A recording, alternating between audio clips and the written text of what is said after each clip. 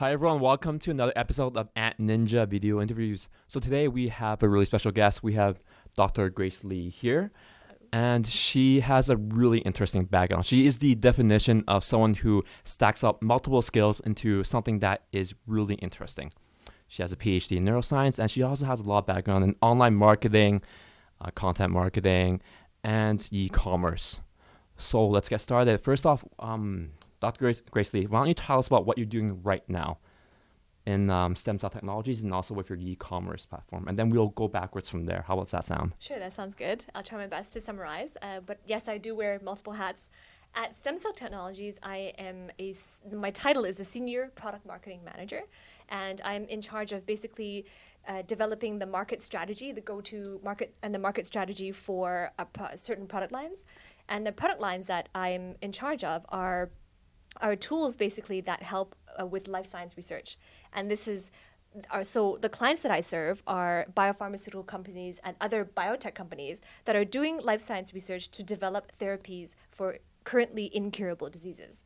So my role also spans towards business development and managing products and basically looking for gaps in the market, doing market research and identifying where new products could help our clients and could help to forward life science research.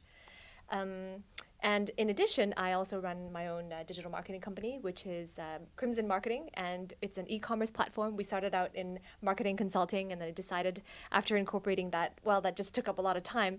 So decided to just incorporate and move everything online to sell our own products as e-commerce. Yeah.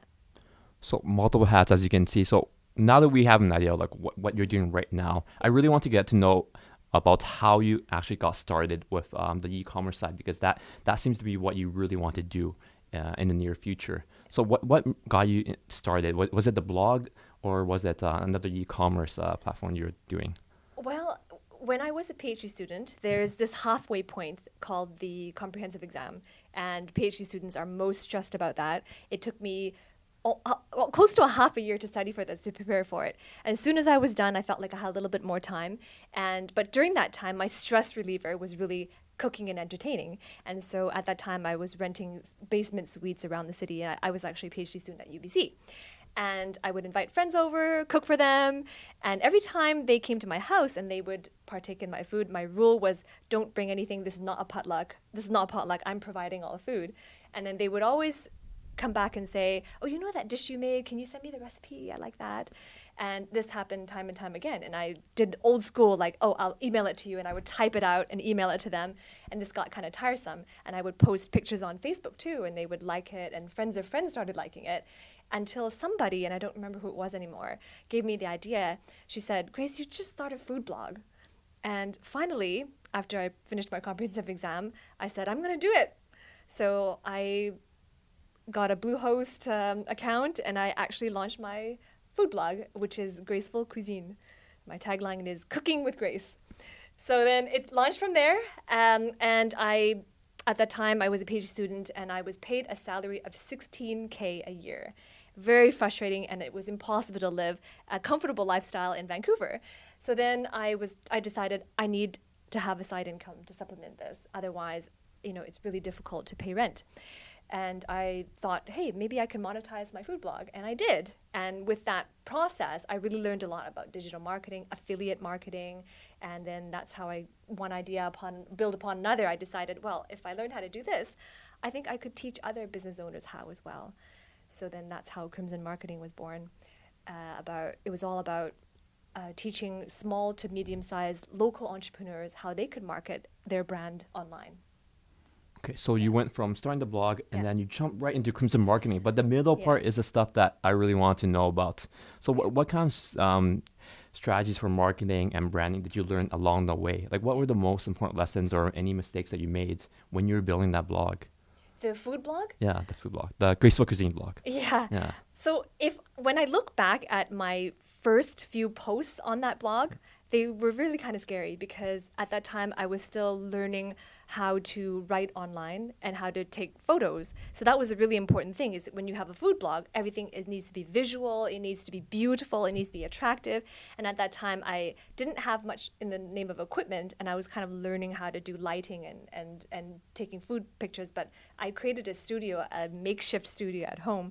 So I think the mistakes I made was I should have did a little bit more research on that, what type of visual imagery would be more attractive for this audience, and also the fact that my food blog was not really a niche based. It was just basically anything I felt like cooking, I would put it on there. So when people come to the food blog, or when people are searching for recipes, or they come, there wasn't really much of a theme to it. It was a hodgepodge of recipes from different cuisines and different styles and different levels of cooking as well. So it wasn't it wasn't niche focused. So it was difficult for me to create ads for it as well.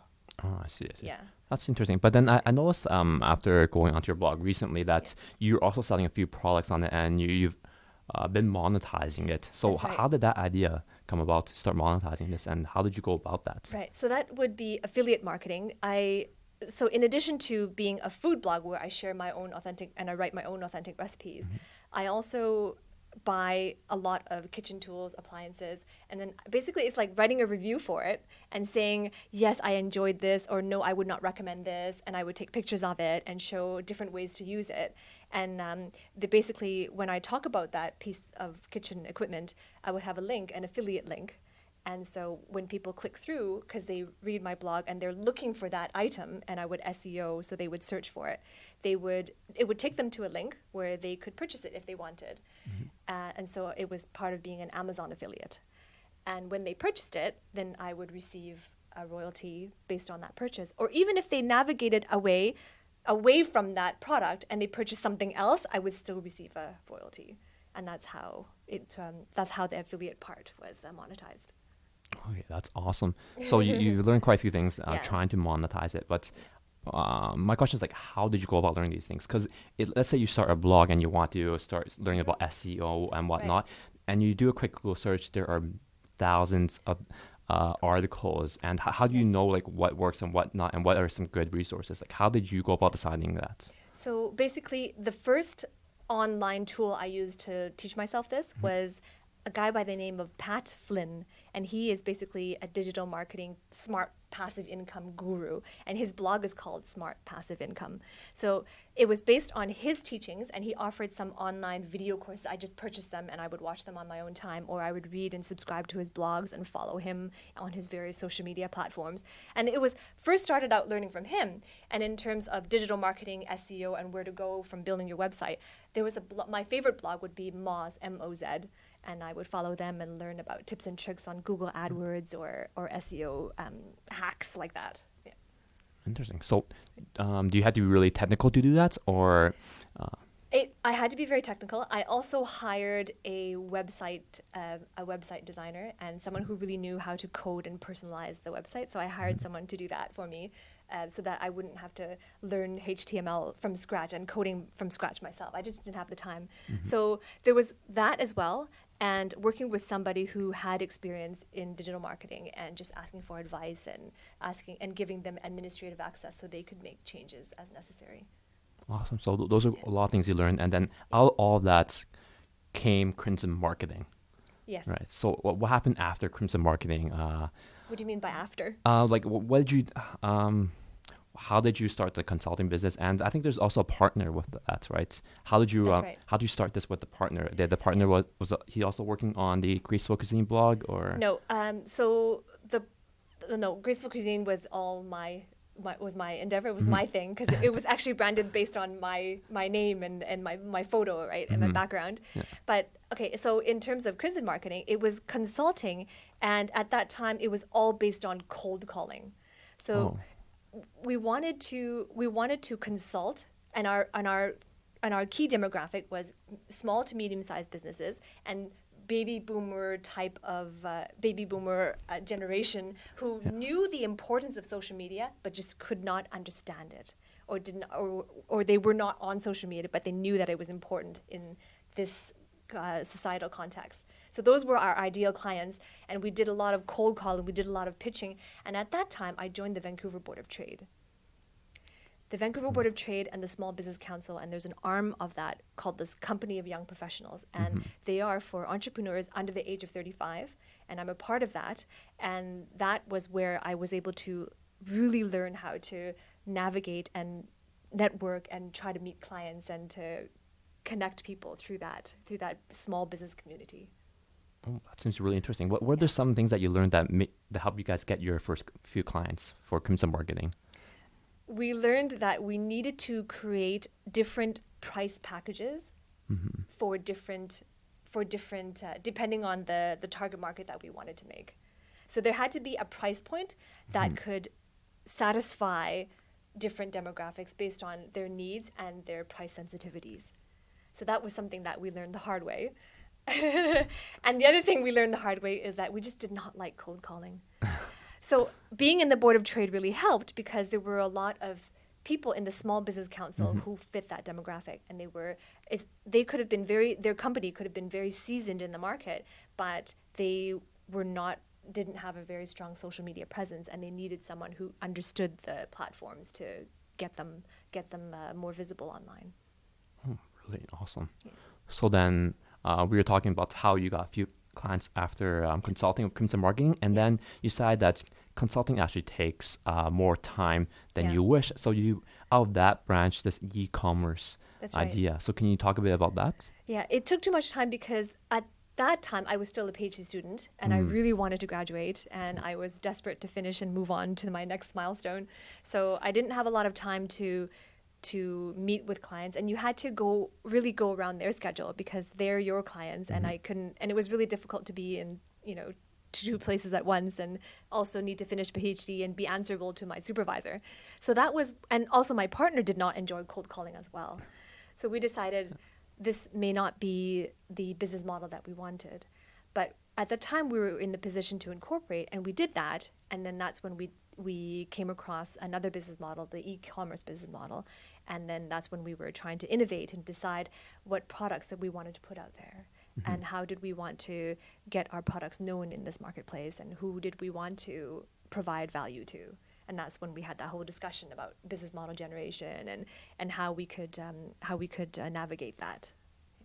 Oh, awesome. So does your partner have a lot of business experience as well? Oh, okay. Yeah, he was trained in mechanical engineer, and when he graduated in mechanical engineering, he's also a UBC alumni. Then he started a business with, let me get this right, it was a classmate also in engineering, and they design and manufacture aftermarket car antennas. So that's also e-commerce. Although they have a physical location, they distribute their products online, and they do carry inventory, but it was all digital marketing, and everything was managed online anyway. They didn't have a storefront. So that was the experience he brought to the table. And for me, it was the product management perspective, the marketing strategy perspective. Yeah. So one of us provides the vision, and the other one has the more technical know-how. That's a really good combination there. Yeah. So I was actually looking on your site and noticed that you're also teaching this mini MBA program at our university in the city, UBC. So I looked through the slides and saw that you actually have quite a lot of knowledge about this product management issue. But then you don't have any formal training in it. So how did you become so knowledgeable about that? Well, when you're hired in a company and you're expected to manage a multi-million-dollar product line, you just kind of have to learn on the go, learn on the job. No, there was no training, but it's surprising how much a person can be driven to do and driven to learn if that's truly where they felt that's where they fit in. Because that's the thing, though. Although I spent 10 years in university, counting my postdoctoral fellowship, I felt that I didn't belong in the lab. I didn't enjoy lab research. I liked the science, but I didn't like that way of practicing science. So for me, being in product management in the life sciences biotech company was the perfect way to still stay in the science, but do something that was business related. So I was practicing science on the business side of it.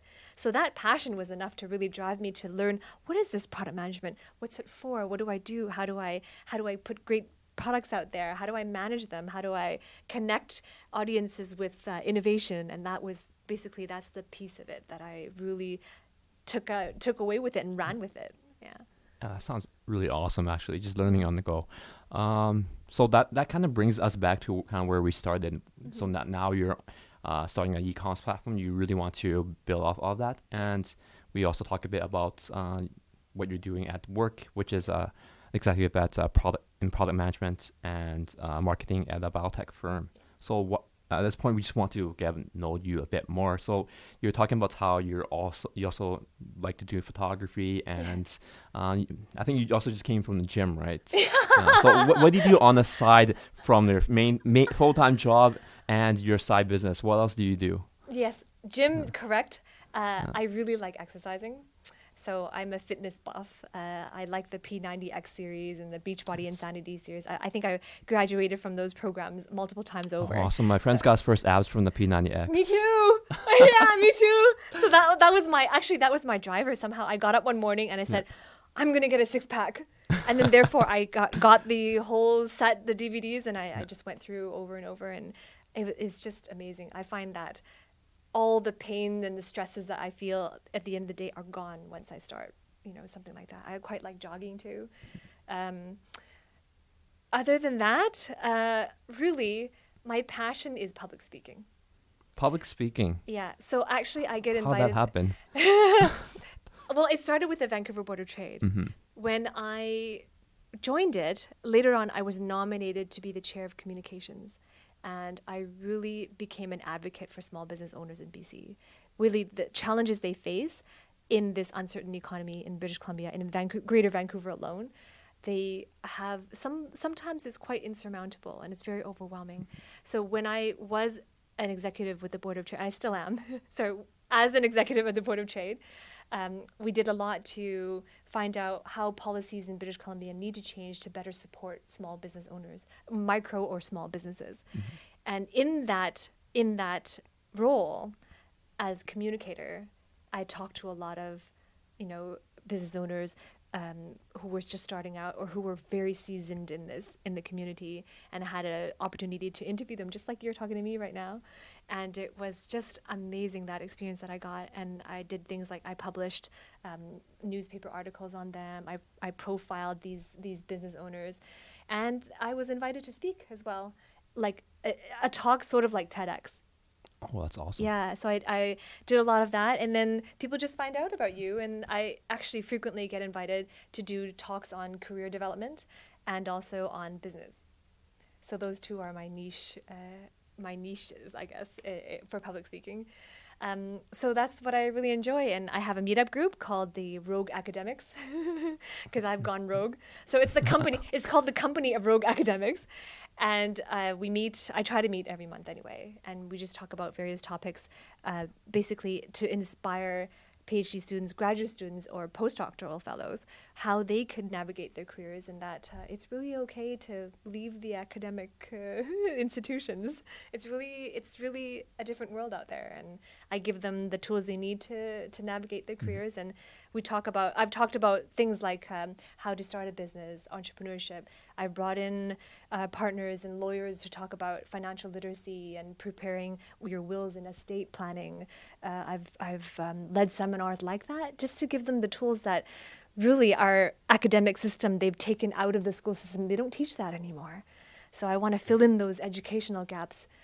Because a lot of times when you're at that advanced degree, a lot of them are carrying a lot of debt and they don't know how to manage that. And so it's just giving them tools to succeed. That's awesome. Yeah. So final question that we really like to end off on with all of our interviewees is what are 3 of your favorite books? Oh, only 3? Yes, only 3. Okay, in no order in particular. Mm-hmm. Okay, so I'll categorize them. My favorite business-related book is Crossing the Chasm, Gregory Moore. Oh. That changed my perspective on how to look at bringing products to market, and that was the beginning of learning how to be a product manager.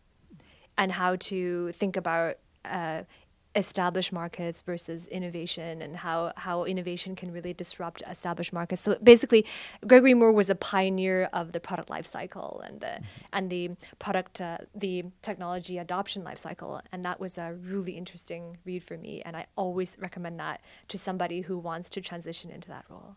So that's one book. The other book that really inspired me was The $100 Startup. Oh, like Chris, I don't know how to pronounce his last name. That's right. Yeah. So I recommend that, and I've recommended it a lot to a lot of the graduate students that I mentor. When they ask me, when I get a lot of questions saying, oh, I want to start something, I'm so frustrated. What do I do? How do I know whether it's an idea? How do I know whether or not it'll make money? And I always refer them to the $100 Startup. And so that is always a go-to when I talk to my mentees. And I would say the third book that I've read that was really amazing. I would say any of this series on, oh my gosh, I'm having trouble deciding. Any of this series of the 1 Minute Leader series. So there's 1 Minute Leader, there's 1 Minute Manager, there's 1 Minute book series. The series, yes. Yeah. So that changes. Okay, so that's from a person who would like to be a leader and would like to start a team or a group to accomplish something as a team. So those series help you to manage people in a way that is very humble and a way that is motivating and very productive.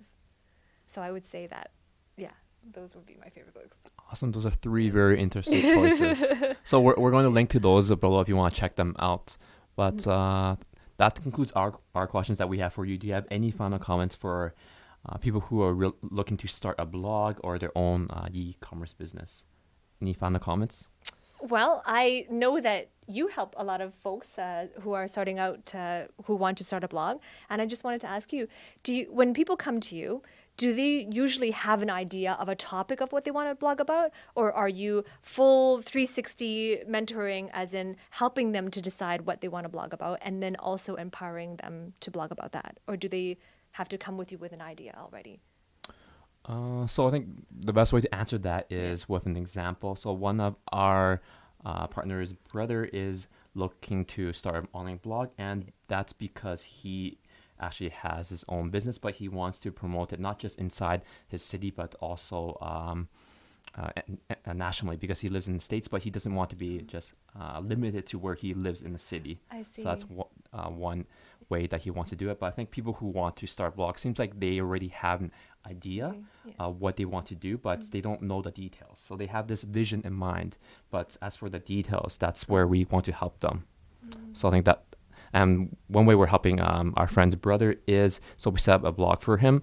We've tried to give him some tips on what to do, and our friend has also set up all his social media accounts as well. And I think so one way he does that is just writing blog articles. So I think one way to get into that is get this started in the habit of blogging. So we notice that people really find it difficult to start blogging because it might be something really different for them. So what he does is just blogs on the things he likes. And then eventually we hope that he'll transition to writing articles that will help his business so that he has a lot of value from it as well. I see. Yeah. I think, a lot of people ask me, if you had one piece of advice, of all the things that you've done, if you had one piece of advice, only one, what would you tell them? And I always say that I would encourage you to define your own success. Don't let any institution or any, employer or any manager define success for you and what your success could look like. I would always say that no matter what it is you want to do, blogging or starting your own business or even trying to go for that, professorship or that faculty position, that define your success for you on your own terms. So kudos to you for helping your clients do that. I think that's something very admirable. Okay, so thank you very much, Dr. Grace Lee, for having us. And the final comment of her is define your own success. Thanks, and we'll wrap it up now.